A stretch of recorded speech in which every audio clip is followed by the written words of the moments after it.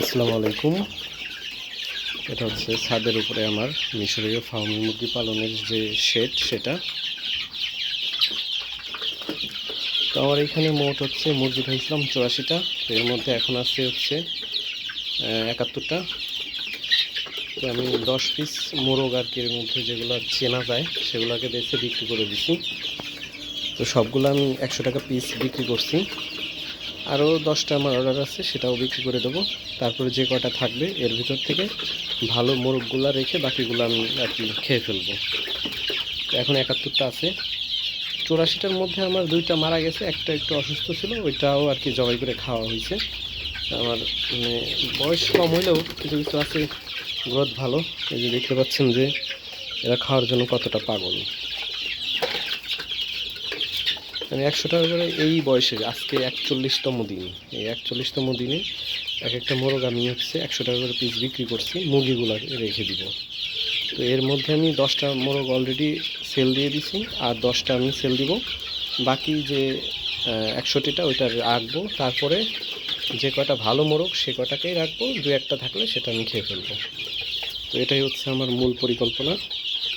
তো সবাই আমাকে কমেন্ট করে জানাবেন আসলে আমি কি যেগুলো করতেছি এগুলো আসলে কি ঠিক হচ্ছে বা কোনো সমস্যা হচ্ছে কি না, বা যে কোনো পরামর্শ দিয়ে আমাকে সাহায্য করবেন। কারণ আমি এর আগে মাত্র 40টা মুরগি পালন করছি, অতটা ভালো আইডিয়া নেই, যার কারণে আসলে আমি বলতে পারতেছি না যে আসলে কী হবে। সবাই আমার জন্য দোয়া করবেন। যে দেখতে পাচ্ছেন যে এরা খাবার দিলে কীভাবে খাওয়ার জন্য পাগল হয়ে যায়, বুঝছেন? এক জায়গায় যদি কোনোভাবে এদেরকে খাবার দেওয়া হয় এরা কতটা খাওয়ার জন্য মানে পাগল। তো আমি হচ্ছে খাওয়াচ্ছি এদের সোনালি যে গোয়ার ফিট আছে সেটা। তো এটা এদেরকে দিচ্ছি হচ্ছে 3 বেলাই দেওয়া হচ্ছে। মাঝে মধ্যে এদেরকে ধানের তুষ বা গমের ভুসির সাথে আমি ভাত মিশাই দিই, বা দেখা গেলো ভুট্টা যেটা ভাঙানো আছে সেটা দিই, মাঝে মধ্যে দিই আর কি এক্সট্রা হিসেবে। আমি 60 দিন পর্যন্ত এদেরকে এইভাবেই রাখবো, এদেরকে এটাই খাইতে দিব, গ্রোথটা যাতে ঠিক থাকে, যেন ওয়েটটা আসে।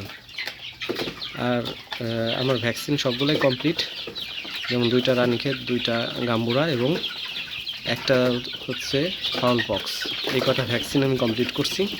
তো আমি যে 30টা মুরগি পালছিলাম সেটা সবগুলোই নিয়ে আসছিলাম 1 মাস বয়সী। তারপরে আমি এগুলোকে আমি নিজেই জিরো বাচ্চা নিয়ে আসছি। আমার 18 টাকা করে পড়ছে জিরো বাচ্চা। তো এখন পর্যন্ত আমার প্রতিটা মুরগির পিছনে মানে আমার খাবার ফুরায়নি, 123 টাকা করে পড়ছে। তো আমি লস হয়েও 100 টাকা আর কি মোরগগুলো সেল দিছি, কারণ এই মোরগগুলো আসলে এত মোরগ রাইখে আমার খাওয়ানো সম্ভব না।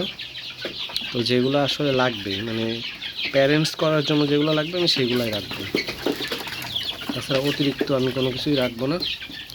তো এদেরকে দেখতে পাচ্ছেন যে এরা মোটামুটি খুবই চঞ্চল, আর এদের খাওয়া দাওয়া মানে খাওয়ার জন্য এতটাই পাগল। তো আমার খাবার কোনোটাই আসলে নষ্ট হয় না, যাই দিই সবই খেয়ে ফেলে।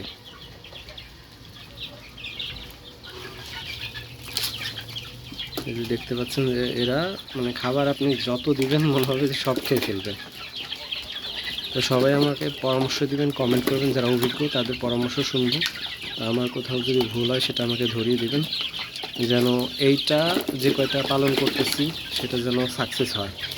এবং এতে থেকে আমরা যে মানে আমি যে অভিজ্ঞতাটা নিতে চাচ্ছি সেই অভিজ্ঞতাটা অবশ্যই আমি শেয়ার করব। আজকে 41তম দিন চলে, আর 41তম দিনের এই হচ্ছে আপডেট।